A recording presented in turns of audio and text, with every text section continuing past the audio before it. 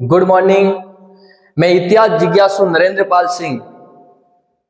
आज मैं बीए अंतिम वर्ष के विद्यार्थियों के लिए वो प्रकरण लाया हूं जो अपनी परीक्षा में अपनी अहम भूमिका अदा करेगा। अलाउद्दीन खिलजी का रणथंबोर आक्रमण, उस प्रकरण के बारे में अच्छी तरह से पढ़ेंगे। इसके लिए आपको अंतिम समय तक इस वीडियो में मेरे साथ बना रहना पड़ेगा। जब अलाउद्दीन खिलजी ने ऐसा क्या कारण रहा कि अलाउद्दीन खिलजी को राजस्थान के सवाई माधोपुर जिले के अंदर एक दुर्ग है रणथंबोर दुर्ग के ऊपर, किले के ऊपर आक्रमण करना पड़ा। क्या यह दुर्ग सामरिक दृष्टि से महत्वपूर्ण था? क्या रणथंबोर के शासक हमीरदेव की अलाउद्दीन खिलजी के साथ में किसी बात को लेकर मतभेद हो गया था? क्या हमीरदेव की जो सीमा है वो अलाउद्दीन खिलजी की सीमा दिल्ली तक मिलती थी? ये भी कारण हो सकते हैं। कुछ इतिहास में हमें जानकारी, कुछ ग्रंथों में हमीरदेव बात करें, ये हमीरदेव है। हमीरदेव रणथंबोर का ऐसा शासक था जिसने इतिहास के अंदर 16 युद्धों में विजय प्राप्त की और 17वें युद्ध में अलाउद्दीन खिलजी के साथ लड़ते हुए वीर गति को प्राप्त हुए ऐसे शासक थे। ये जानकारी इतिहास के अंदर ग्रंथ है। नैसंद सूरी द्वारा लिखित एक ग्रंथ है जिसका नाम है हमीर महाकाव्य। जोधराज द्वारा रचित हमीर रासो और हमीर हट चंद्रशेखर द्वारा रचित ग्रंथ, अमीर खुसरो द्वारा रचित खजाइन उल फतून, जो रणथंबोर के युद्ध के समक्ष वहां पर इस युद्ध में मौजूद था, जिसे आंखों देखी घटना का वर्णन अपने ग्रंथ के अंदर किया है। बर्नी ने और अमीर खुसरो ने खूब हमीरदेव की प्रशंसा की और हमीरदेव की प्रशंसा में एक दुआ है कि सिय सुवन सतपुरुष वसन कदली फले न एक बार। सिय सुवन सदपुरुष वचन कदली फले न एक बार, तिरिया तेल हमीर हट सड़े न दूजी बार। तिरिया तेल हमीर हट सड़े न दूजी बार। एक बार हमीरदेव ने किसी को वचन दे दिया तो वो पक्का हो जाता है इस बात पर। इसके अपन परिचय में बात करेंगे कि ये है जो उस समय हमीरदेव जब शासक बने तब टाइम पीरियड था 1282 ईस्वी के अंदर। बात करें तो हमीरदेव 1282 ईस्वी के अंदर रणथंबोर के शासक बने। आज परिचय में लिखेंगे रणथंबोर के शासक बने। हमीरदेव के पिता का नाम जत्र सिंह था। जत्र सिंह के बाद में 1282 में हमीरदेव शासक बने।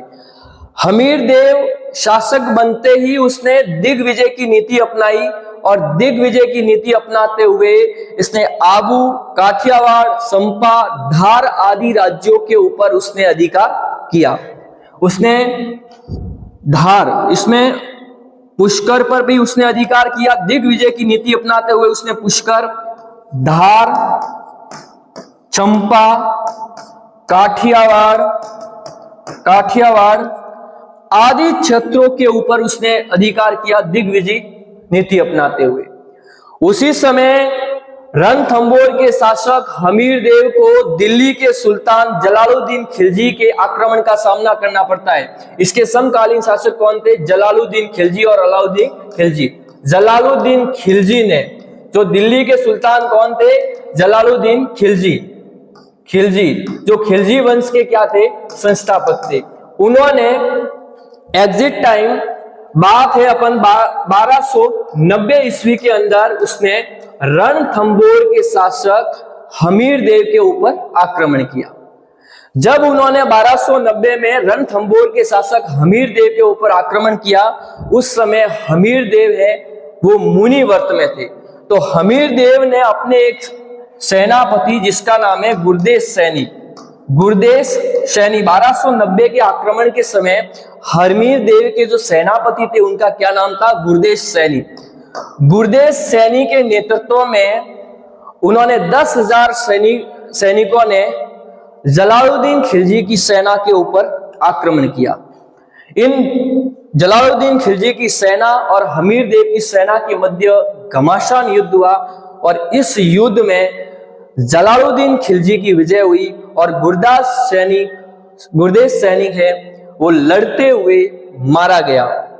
इसके बाद जलालुद्दीन खिलजी ने रणथंबोर के ऊपर आक्रमण जारी रखा। 1290 के बाद उन्होंने 1291, 1292 में लगातार रणथंबोर के ऊपर आक्रमण करता है, लेकिन उसे असफलता का मुंह देखना पड़ता है। जलालुद्दीन खिलजी ने रणथंबोर के ऊपर 1291 ईस्वी में भी आक्रमण किया, फिर भी असफलता का सामना करना पड़ा। फिर इसके बाद में उन्होंने 1290 ईस्वी में आक्रमण किया, फिर भी उनको 1292 ईस्वी में असफलता का सामना करना पड़ा। तो उसी समय जलालुद्दीन खिलजी के मुंह से एक शब्द निकलता है, कई बार कंपटीशन सवाल में पूछा गया है कि मैं रणथंबोर जैसे किलों को तो मुसलमानों के बाल के बराबर भी नहीं समझता। इसी तरह से जलालुद्दीन खिलजी इस रणथंबोर के दुर्ग के बारे में कहते हैं बहुत मजबूत दुर्ग था, बहुत सुदृढ़ दुर्ग था, तो इस पर आसानी से दुश्मन इस दुर्ग के ऊपर आक्रमण नहीं कर सकते। जलालुद्दीन खिलजी का क्रमशः आक्रमण है 1290, 1291 और 1292 ईस्वी में उनको असफलता का सामना करना पड़ा। ये तो कुछ पूर्व की बात थी। जैसे ही एक दिन मौका पाकर जलालुद्दीन खिलजी का भतीजा जिसका नाम था अलाउद्दीन खिलजी 1296 ईस्वी में 1296 में दिल्ली का सुल्तान बनता है और दिल्ली के सुल्तान बनने के बाद में अपने चाचा जलालुद्दीन खिलजी का बदला लेने के लिए, जलालुद्दीन खिलजी की असफलता का बदला लेने के लिए रणथंबोर के ऊपर आक्रमण करता है। अलाउद्दीन खिलजी बड़ा महत्वाकांक्षी था, साम्राज्यवादी शासक था, संपूर्ण भारतवर्ष में शासन करना चाहता था, सिकंदर भारती के पास पूरे विश्व पर राज करना चाहता था। इसलिए उसने रणथंबोर जैसे राजपूताना के इस दुर्ग के ऊपर उसने आक्रमण किया। आइए ऐसा क्या कारण हुआ जिसके कारण अलाउद्दीन खिलजी ने रणथंबोर के ऊपर आक्रमण किया। अपन यहाँ पर लिखेंगे 1282 में जयद्रथ सिंह की मृत्यु हो जाने के बाद हमीर देव रणथंबोर का शासक बना, तो वो एक दिग्विजयी नीति अपनाते हुए उसने संपा, काठियावाड़, धार और सिंध प्रांत के आदि राज्यों पर विजय प्राप्त की। उसी समय दिल्ली के सुल्तान जलालुद्दीन खिलजी ने 1282 ईस्वी के अंतर 1290 में 1291 और 92 पर आक्रमण किया, लेकिन उसको असफलता का सामना करना पड़ा और 1296 में एक नया शासक बना जिसका नाम था अलाउद्दीन खिलजी। आइए एक एक बिंदु पर बात करेंगे। ये कुछ परिचय था, अपन थोड़ा इस पर मंथन करेंगे। 1282 के अंदर ये इसके पप्पा जी का क्या नाम था? जयद्रथ सिंह। ये जो हमीर देव था वो अपने पिता से बहुत अधिक प्यार करता था और उन्होंने जीवन काल के अंदर जयद्रथ सिंह ने 32 वर्षों तक शासन किया और इन्हीं 32 वर्षों के शासन के कारण हमीर देव ने अपने पिता जयद्रथ सिंह की याद में रणथंबोर में 32 खंभों की छतरी बनाई। 32 खंभों की छतरी बनाई थी, ये ध्यान रखना, छतरी। आपका प्रश्न आ जाए कि 32 खंभों की छतरी कहां पर है? रणथंबोर में। रणथंबोर कौन से जिले में? सवाई माधोपुर में। 32 खंभों की छतरी किसने बनाई थी? ये प्रश्न परीक्षा में आता है, तो हमीर देव के द्वारा बनाई थी। किसकी याद में? अपने पिता जयद्रथ सिंह की याद में बनाई थी। हमीर देव एक ऐसा शासक था, उसने जीवन काल के अंदर 16 युद्धों में विजय प्राप्त की थी। कितनी? 16 युद्धों में हमीर देव ने विजय प्राप्त की थी और 17वें युद्ध के अंत में वो अलाउद्दीन खिलजी से लड़ता हुआ वीर गति को प्राप्त हुआ और इतिहास में अपने नाम को अमर कर दिया। ऐसा शासक था। तो इस पर अपन थोड़ा बात, तो ये जानकारी के जो स्रोत हैं वो कौन से हैं, यहाँ पर थोड़ा अपन बात करेंगे। जानकारी के जो स्रोत हैं वो कौन से थे, ये प्रश्न परीक्षा में कई बार पूछा जाता है, तो इस पर थोड़ा एक तो लिखो आपको हमीर महाकाव्य। हमीर महाकाव्य ये किसने लिखा था? हमीर महाकाव्य ये लिखा था नेचंद्र सूरी के द्वारा हमीर महाकाव्य लिखा गया था। दूसरा ग्रंथ है हमीर रासो। हमीर रासो किसने लिखा था? तो ये लिखने वाला था जोधराज। जोधराज के द्वारा हमीर रासो लिखा गया था। एक जो ग्रंथ है जिसका नाम है हमीर हट, ये बहुत इंपॉर्टेंट है, कॉपी में नोट कीजिएगा। हमीर हट किसने लिखा था?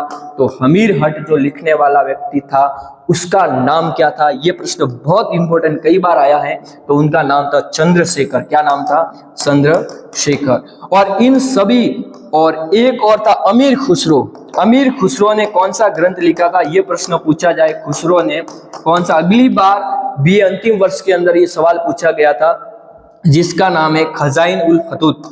खजाइन उल फतूत ये ग्रंथ किसने लिखा था? अमीर खुसरो ने। ये रणथंभौर दुर्ग में उपस्थित था, ये ध्यान रखना है। ये उनका कुछ परीक्षा था। आइए, रणथंभौर आक्रमण के कौन से कारण थे, इस पर भी हम थोड़ा मंथन करेंगे। अलाउद्दीन खिलजी के आक्रमण के कारण अलाउद्दीन खिलजी की विस्तारवादी नीति। 1296 में अलाउद्दीन खिलजी दिल्ली का शासक बना। अलाउद्दीन खिलजी दिल्ली का शासक बनने के बाद उसने साम्राज्यवादी और विस्तारवादी नीति अपनाई। साम्राज्यवादी व विस्तारवादी नीति अपनाते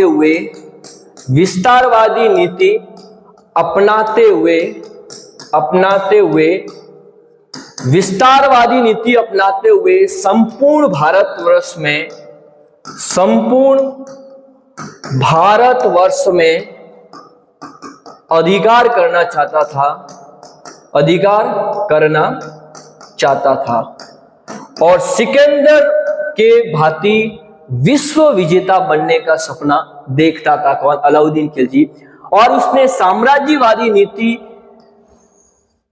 विस्तारवादी और साम्राज्यवादी नीति को अपनाते हुए उसने राजस्थान का एक दुर्ग है रणथंभौर के दुर्ग पर आक्रमण किया और वहां के शासक थे, रणथंभौर के दुर्ग के शासक हमीर देव के ऊपर आक्रमण किया। अलाउद्दीन खिलजी 1296 में दिल्ली का सुल्तान बनने के बाद उसने साम्राज्यवादी विस्तारवादी नीति अपनाते हुए उसने संपूर्ण भारतवर्ष में शासन करना चाहता था। इसलिए उसने राजस्थान के रणथंभौर के दुर्ग पर अधिकार किया, उस पर आक्रमण किया, उसे अधीन लाया। क्योंकि वो साम्राज्यवादी नीति के कारण राजस्थान के किसी भी राजपूत राज्य को स्वतंत्र नहीं देख सकता था, इसलिए उसने अटैक किया और उस पर अधिकार किया। तो उस समय रणथंभौर के शासक थे हमीर देव थे, और ये ध्यान रखना है। तो इस पर 1296 ईस्वी में अपने चाचा जलालुद्दीन की हत्या करने के बाद वो खिलजी वंश का शासक बना था, ये ध्यान रखना। दूसरा था रणथंभौर दुर्ग का सामरिक महत्व। रणथंभौर दुर्ग का जो दुर्ग है वो सामरिक दृष्टि से अति महत्वपूर्ण था, बड़ा सुदृढ़ था, मजबूत दुर्ग था। इसके बारे में कहा जाता है अगर अलाउद्दीन खिलजी को मालवा के ऊपर आक्रमण करना है, अगर अलाउद्दीन खिलजी को गुजरात पर आक्रमण करना है, अगर अलाउद्दीन खिलजी को मध्य प्रदेश पर आक्रमण करना है, अगर अलाउद्दीन खिलजी को दक्षिण भारत पर अभियान चलाना है, तो उसको चित्तौड़ दुर्ग को जीतना अति आवश्यक हो गया था। इसी कारण अलाउद्दीन खिलजी ने मालवा, गुजरात, मध्य प्रदेश और दक्षिण भारत पर विजय करने के लिए उन्होंने चित्तौड़ दुर्ग के ऊपर आक्रमण किया, क्योंकि ये दुर्ग सुदृढ़ था, मजबूत था। अगर अलाउद्दीन खिलजी को दिल्ली से इन रास्तों पे जाना पड़ता था, मालवा जाना तो चित्तौड़ से होकर गुजरना पड़ता था, अनुमति लेनी पड़ती थी हमीर देव से, और हमीर देव से जब अनुमति लेते थे तो हमीर देव उनसे टैक्स लेता था, पैसे धन लेकर ही आगे जाने देता था। इसलिए इन रणथंभौर दुर्ग पर आक्रमण करना चाहता था। बड़ा मजबूत दुर्ग था। गुजरात जाना है तो भी रणथंभौर से जाना, मध्य प्रदेश जाना है तो भी रणथंभौर से जाना पड़ता था, दक्षिण भारत अभियान पर जाना है तो भी रणथंभौर। इसलिए उन्होंने रणथंभौर के दुर्ग के ऊपर आक्रमण किया, अटैक किया था। इसने अलाउद्दीन खिलजी। अगले बिंदु से हम आपका परिचय करवाएंगे दिल्ली की निकटता। रणथंभौर दुर्ग है ये रणथंबोर का दुर्ग है, किला बना हुआ है, रणथंबोर का दुर्ग है। ये रणथंबोर का दुर्ग, ये रणथंबोर सवाई माधोपुर में है और दिल्ली के बड़ा निकट है, दिल्ली के निकट है, दिल्ली के निकट है। ये रणथंबोर के शासक जो हमीर देव हैं, हमीर देव की जो सीमा है वो एक अलाउद्दीन खिलजी की सीमा से मिलती थी। उनके क्षेत्र पर हमीर देव ने अलाउद्दीन खिलजी के क्षेत्रों पर, कई क्षेत्रों पर, छोटे छोटे राज्यों पर अधिकार कर दिया। ये बात अलाउद्दीन खिलजी, एक अलाउद्दीन खिलजी को बात अच्छी नहीं लगी। अलाउद्दीन खिलजी इन चौहानों की, दिल्ली के निकट चौहानों की शक्ति बढ़ती गई, चौहानों की शक्ति बढ़ती गई और चौहानों की शक्ति बढ़ने के कारण अलाउद्दीन खिलजी बड़ा चिंतित हुआ, बड़ा चिंता करने लगा और इसी कारण चौहानों की शक्ति को नष्ट करने के लिए उसने चित्तौड़ दुर्ग पर आक्रमण किया। एक बार बोलता हूं, कॉपी में नोट कीजिएगा, दिल्ली की निकटता। रणथंबोर का जो दुर्ग है वो सवाई माधोपुर के अंदर स्थित है। यह दिल्ली के अत्यधिक निकट था। हमीर देव ने अलाउद्दीन खिलजी के कई क्षेत्रों पर अधिकार करते हुए चौहानों की शक्ति को बहुत अधिक बढ़ा दिया था और इस चौहानों की बढ़ती हुई शक्ति को अलाउद्दीन खिलजी सहन नहीं कर सकता था। इसलिए उन्होंने रणथंबोर के दुर्ग पर अभियान चलाया और रणथंबोर के ऊपर उन्होंने अधिकार किया और अपना शासन स्थापित किया था। इस पर भी बात करेंगे। दुर्ग बड़ा निकट था, आसपास के कई छोटे छोटे राज्यों को अपने कब्जे में ले लिया था। तो ये बात तो एक अलाउद्दीन खिलजी बहुत सहन करने के लिए तैयार नहीं। कॉपी में बेटा जरूर नोट कीजिएगा, एक एक बिंदुओं पर अपन बात करेंगे। ये देखो, ये बहुत इंपॉर्टेंट है, हमीर द्वारा अलाउद्दीन खिलजी के विद्रोह को शरण देना। बात है 1200, अपन बात करेंगे 1291-92 की बात है, 1291-92 की बात है। इसमें क्या हुआ कि अलाउद्दीन खिलजी के दो सेनापति थे जिन्होंने अलाउद्दीन खिलजी के विरुद्ध विद्रोह कर दिया। एक का नाम था मोहम्मद शाह, एक का नाम था केबरू। ये दोनों अलाउद्दीन खिलजी के विरुद्ध विद्रोह करके सीधे हमीर देव की शरण में चले गए। किसके देव? हमीर देव। हमीर देव हैं, कहां के शासक हैं? रणथंबोर के शासक है, यहां पर राज करते, उनकी शरण में चले गए। एक का नाम था मोहम्मद शाह, एक का नाम था केबरू। क्या नाम था? केबरू। ये दोनों चले गए हमीर देव की शरण में, कहने लगे कि आप मेरी रक्षा करो। मैंने सुना है कि हमीर देव वसन के पक्के होते हैं और ऐसा भी हमने सुना है कि हमीर देव की शरण में कोई जाता है तो उनकी रक्षा का दायित्व हमीर देव खुद लेते हैं। ऐसा हमको सुनकर आपके पास आए। तो हमीर देव ने कहा कि मैं तुम्हारी रक्षा करूंगा, इसके लिए शायद मुझे अपना रणथंबोर दुर्ग क्यों न गंवाना पड़े, मुझे मेरे परिवार की बलि क्यों न देनी पड़े, मैं आपकी रक्षा करूंगा। जब ये बात अलाउद्दीन खिलजी को पता चली कि मेरे दो विद्रोही सेनापति मोहम्मद शाह, केबरू हमीर देव के पास में है, उन्होंने हमीर देव से कहा कि मेरे विद्रोही सेनापति को लौटा दो। लेकिन हमीर देव ने उनके जो आदेश था उनको ठुकरा दिया। उन्होंने लौटाने से इनकार कर दिया, जिससे अलाउद्दीन खिलजी हमीर देव के ऊपर खूब नाराज हुआ और एग्जैक्ट 1301 में एक विशाल सेना लेकर वो रणथंबोर के ऊपर आक्रमण करता है और रणथंबोर दुर्ग को करता है फतेह। तो ये ध्यान रखना है, दो ने विद्रोह किया था, मोहम्मद शाह और केबरू ने। लौटाने से कर दिया इनकार हमीर देव ने, तो अलाउद्दीन खिलजी को चढ़ाई करनी पड़ी रणथंबोर के दुर्ग में 1301 में। और ये ऐसा युद्ध हुआ जिसमें हमीर देव का एक भी सदस्य, हमीर देव के परिवार का एक भी सदस्य जीवित नहीं रहा। ऐसे बड़े वसन के पक्के हुआ करते हैं।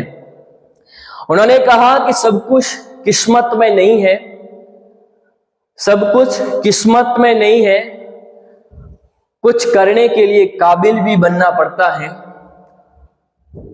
कुछ करने के लिए काबिल भी बनना पड़ता है। तो ये ध्यान रखिएगा, बहुत इंपॉर्टेंट सवाल है।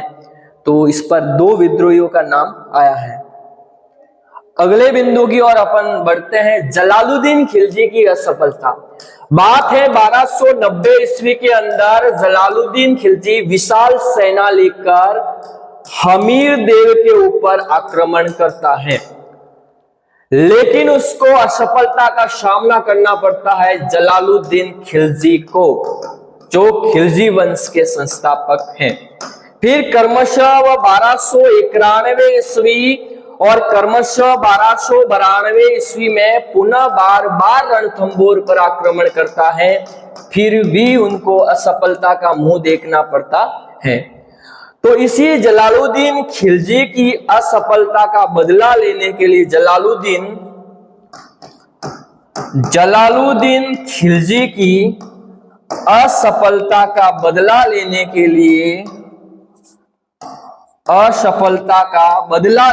लिए अलाउद्दीन खिलजी ने रणथंभौर के ऊपर आक्रमण किया। अलाउद्दीन खिलजी 1290, 91, 92 में अपने चाचा जलालुद्दीन खिलजी की असफलता का बदला लेने के लिए, उनके कलंक को धोने के लिए उन्होंने राजस्थान के ऐतिहासिक दुर्ग रणथंभौर के ऊपर आक्रमण करना पड़ा और अधिकार करना पड़ा। ये ध्यान रखना, ये बहुत इंपॉर्टेंट है। हमीरदेव बड़ा स्वतंत्रता प्रेमी शासक था, बड़ा स्वाभिमानी था, सत्य पर अड़िल था, चाहे मर जाएंगे लेकिन वसंत का पक्का हुआ करता था हमीरदेव। इस स्वतंत्रता प्रेमी शासक होने के कारण इसने अलाउद्दीन खिलजी को साफ साफ मना कर दिया कि मैं आपको कर व टैक्स नहीं दूंगा, मैं स्वतंत्र हूं, मैं आपको कर व टैक्स क्यों दूं।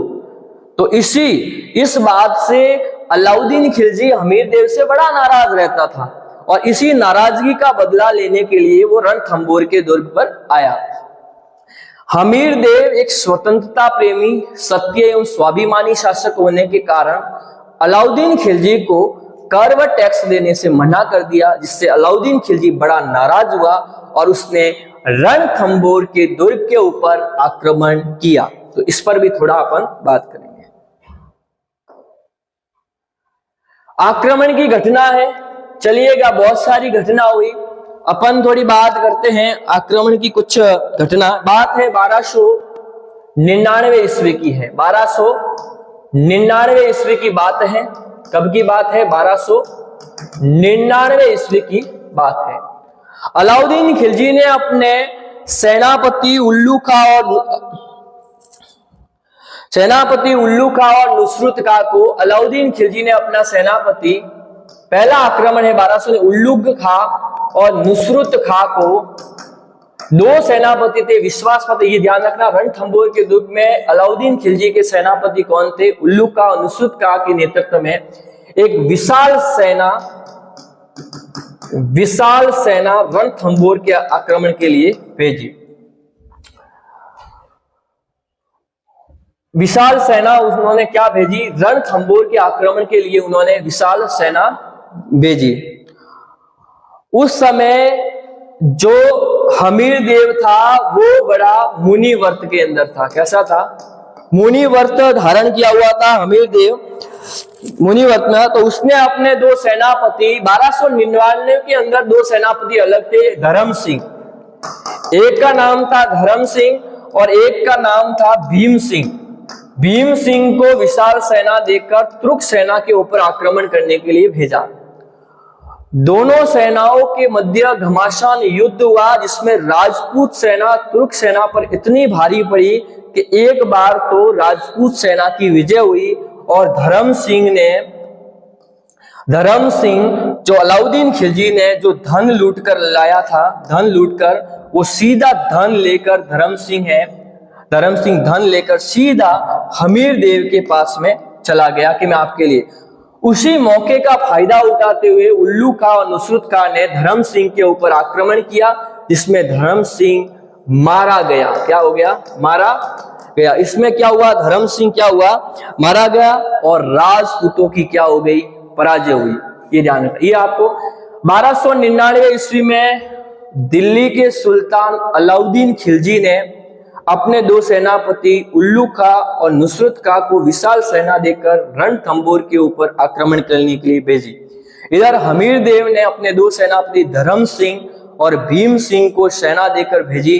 दोनों के मध्य घमासान युद्ध हुआ और इस युद्ध में पहले तो राजपूतों की विजय होती हुई नजर आई, जिसमें धर्म सिंह अलाउद्दीन खिलजी का धन लेकर सीधा हमीरदेव के पास में चला गया और मौके का फायदा उठाते हुए उल्लू खां और नुसरत खां ने पुनः राजपूतों के ऊपर आक्रमण किया, जिसमें राजपूतों की पराजय हुई और तुर्क सेना की विजय हुई थी। 1299 की बात है, ये ध्यान रखना। चलिएगा अगला बिंदु, रणथंबोर पर पुनः आक्रमण। अगला बिंदु है रणथंबोर के ऊपर पुनः आक्रमण।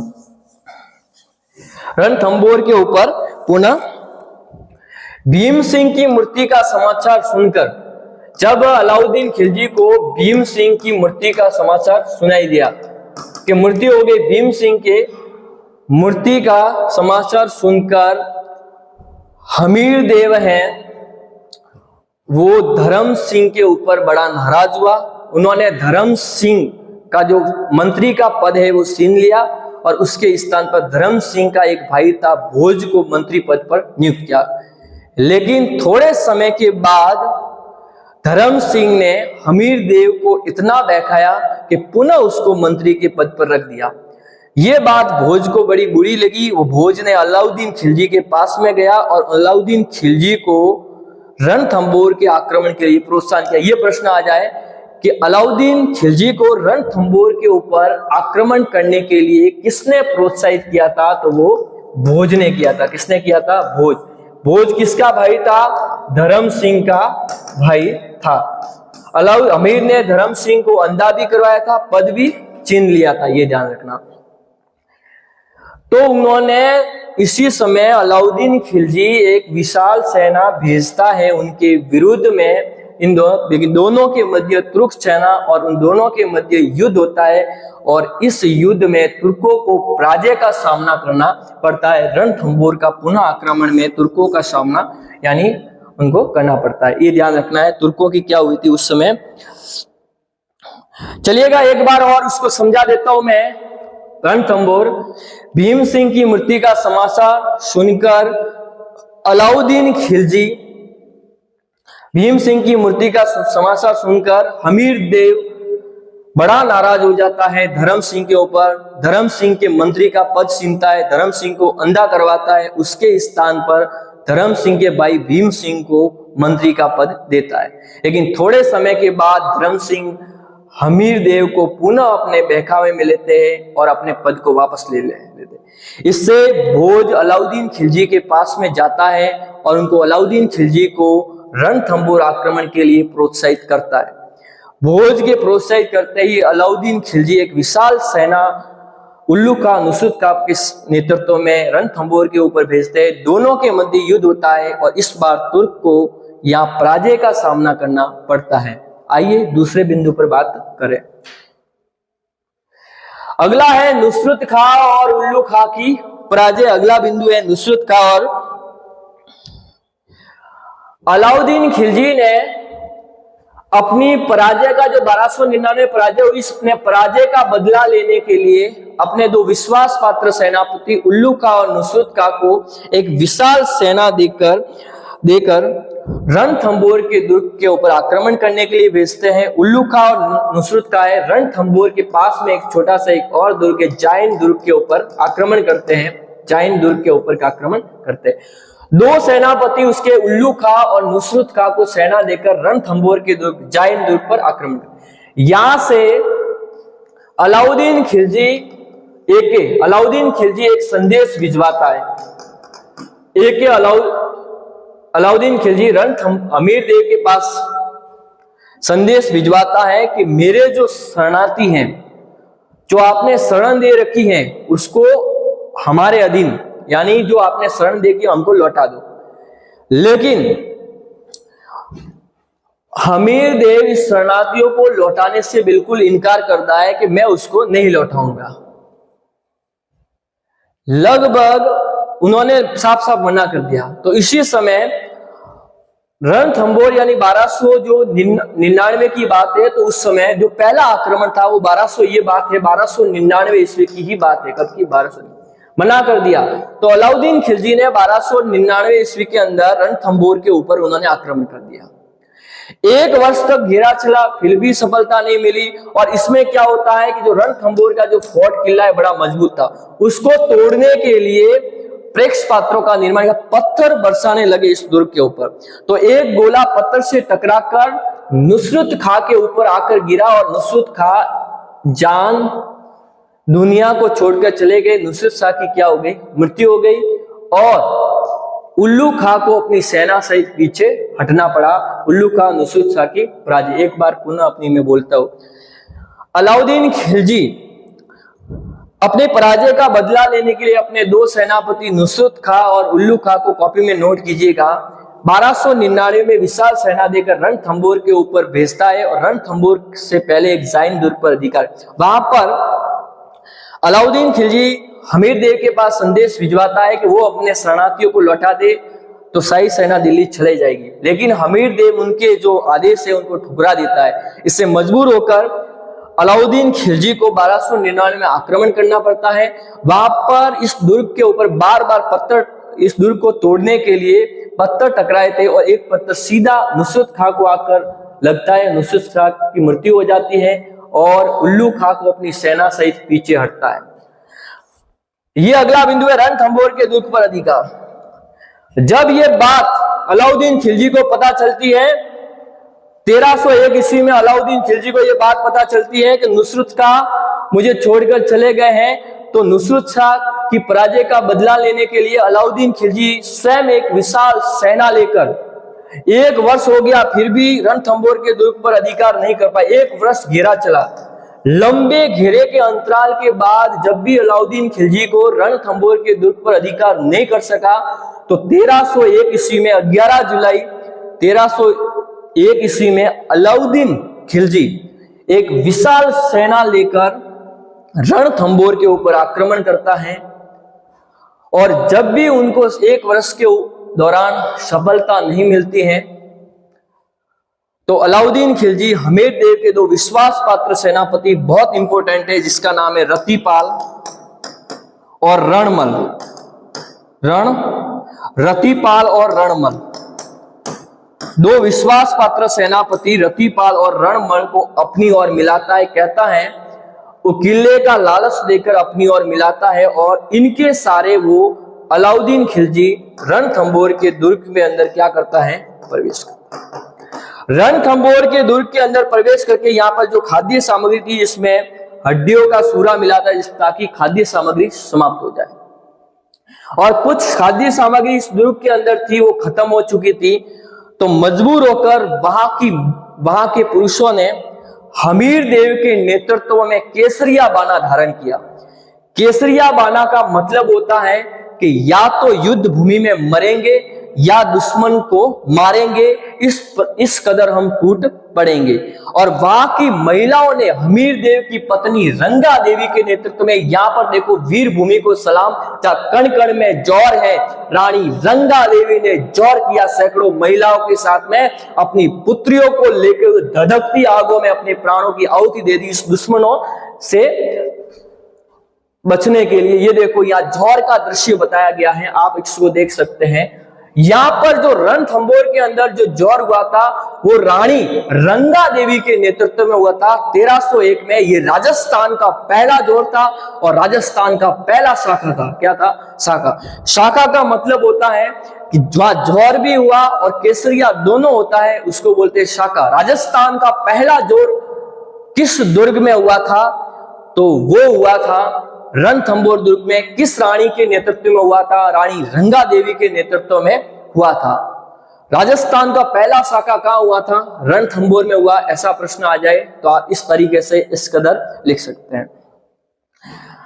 रानियों ने रंगा देवी के नेतृत्व में जौहर किया। अलाउद्दीन खिलजी का रणथंभौर के दुर्ग पर अधिकार हो गया। वो दुर्ग के अंदर प्रवेश करता है, हजारों मंदिरों, राजप्रसादों, भवनों को वहां पर नष्ट करता है, तोड़ फोड़ करता है और वहां पर उल्लू खां को वहां का प्रशासक नियुक्त करता है। यह प्रश्न परीक्षा में आए कि हमीर देव ने रणथंभौर के दुर्ग पर अधिकार करने के बाद किसे अपना प्रशासक नियुक्त किया था? उल्लू खां को।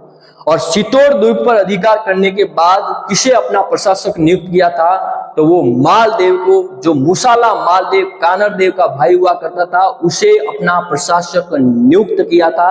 तो ये ध्यान रखना। यह जौहर का दृश्य दिखाई दे रहा है, बहुत जबरदस्त है। ये देखिएगा, यहां पर हमने रणथंभौर पहला, जो रणथंभौर के अंदर जौहर 1301 में रानी रंगा देवी के नेतृत्व में हुआ।